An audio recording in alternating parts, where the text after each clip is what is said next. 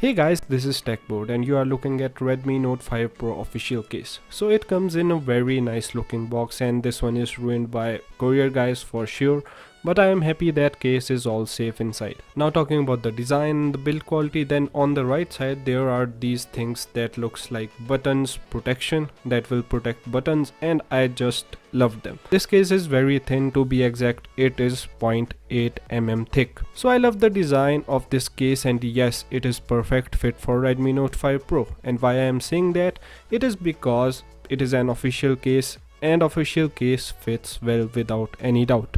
This case gives a great feel in hands and is not even slippery. Just now I can't tell how exactly this case feels in the hand because I don't have any Redmi Note 5 Pro, thanks to first sale that just ended under 10 seconds or so, and I was not able to buy it. So now moving on, then every cutout in this case is perfectly made, whether it is camera, fingerprint sensor and also the infrared sensor. So guys, this was just a small unboxing and the overview of this official case, and yes, this case is nice and premium. Full review will be done soon enough if I got one Redmi Note 5 Pro in any of the flash sale.